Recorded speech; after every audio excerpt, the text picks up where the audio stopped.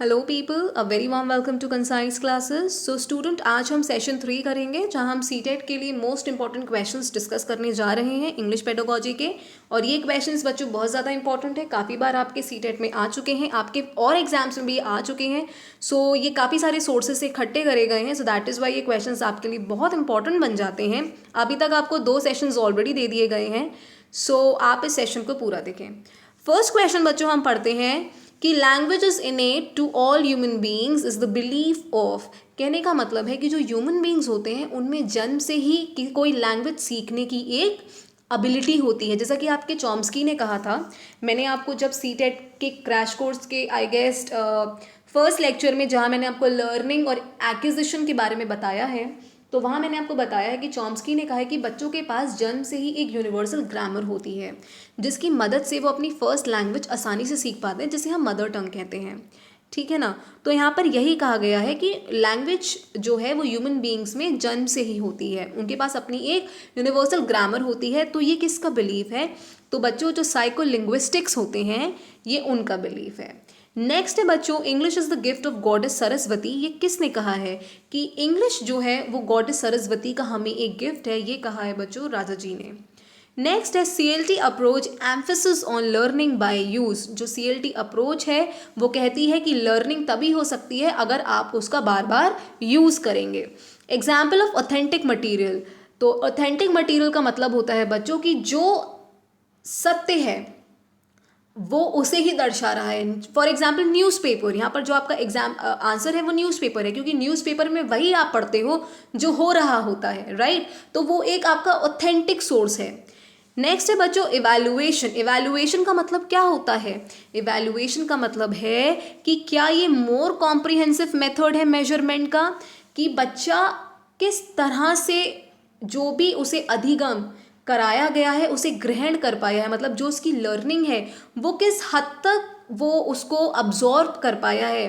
ठीक है, क्या आपका इवैल्यूएशन क्वालिटेटिव है, क्या ये क्वांटिटेटिव है, या फिर ये है measurement of total teaching learning process, कि क्या इवैल्यूएशन में संपूर्ण आपका जो शिक्षण अधिगम होता है उसका मेजरमेंट किया जाता है। तो बच्चों ये सारे ऑप्शन सही हैं, that is why all of the above. Diagnostic tests are administered to find out the deficiencies of the students and then use remedial methods to rectify them। कहने का मतलब है कि डायग्नोस्टिक टेस्ट कहता है कि आप बच्चों की डेफिशिएंसियां, यानी कि जिसमें उन्हें कठिनाइयां हो रही हैं, जो डिफ़िकल्टीज हो रही हैं, उसे आप ढूंढें और फिर उसको सही करने के लिए आप कुछ रेमेडियल अप्रोचेस का प्रयोग करें जिससे उन्हें जो भी डिफ़िकल्टी हो रही है उसे दूर किया जा सके। ठीक है ना। नेक्स्ट है बच्चों, which one of the following is considered as a great deterrent to learning English. कि lack of opportunity to people to learn and use English outside the classroom. कहने का मतलब है कि इसमें से क्या बच्चों को इंग्लिश सीखने के लिए एक डिसएडवांटेज है, मतलब बच्चों को इंग्लिश सीखने में क्या रोक रहा है? कि इंग्लिश की एक वास्ट वोकैबुलरी है, क्या इंग्लिश का शब्दकोश बड़ा है जिसकी वजह से बच्चा इंग्लिश नहीं सीख पाता है? तो नहीं। इंग्लिश बहुत डिफ़िकल्ट है लर्न करने के लिए? नहीं, ऐसा भी नहीं है। या फिर कि जो बच्चे हैं उनको प्रॉपर अपॉर्चुनिटी नहीं मिलती है कि वो उसे सीख पाएँ और जो बाहरी वातावरण है वहाँ भी यूज़ कर पाएँ, मतलब क्लासरूम के बाहर भी यूज़ कर पाएँ।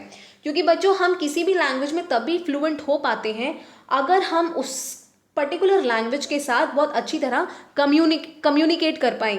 आपने अगर पढ़ा होगा Stephen Krashen's theory of second language acquisition, वो भी यही कहती है कि अगर आप किसी लैंग्वेज को पढ़ रहे हो तो आप उसके रूल्स रट लो, उसे बहुत बार रिवाइज करो, उससे कुछ नहीं होगा।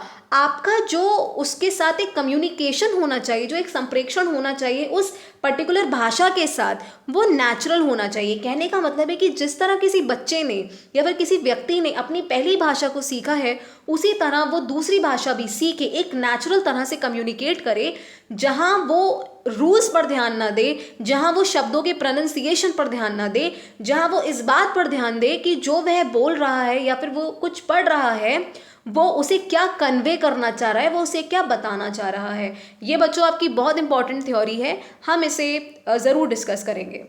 नेक्स्ट है बच्चों, a unit of written text in speech which is larger than a sentence is known as discourse, कि जब कोई टेक्स्ट लिखा होता है और वो स्पीच से बड़ा होता है, सॉरी, और वो सेंटेंस से बड़ा होता है, ठीक है, तो उसे हम क्या कहते हैं, उसे हम बच्चों डिस्कोर्स कहते हैं।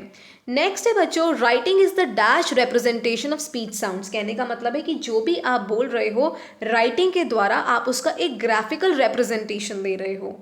Okay, banishing mother tongue in the classroom is the characteristic feature of dash method, कि आप मदर टंग का यूज़ बिल्कुल ख़त्म कर देते हो क्लासरूम में और टीचर पूरा पूरा ध्यान दे रहा है जो उसे लैंग्वेज, जो उसकी टारगेट लैंग्वेज है उसे सिखाने में, जिसे हम कहते हैं डायरेक्ट मेथड बच्चों। So that's all in today session. Hope आपको ये 10 MCQs पसंद आए होंगे। अगर आपको अब भी किसी क्वेश्चन में दिक्कत है कॉमेंट सेक्शन में ज़रूर नोट डाउन करें, हम आपकी वो क्वेरी ज़रूर दूर करेंगे। Thank you so much.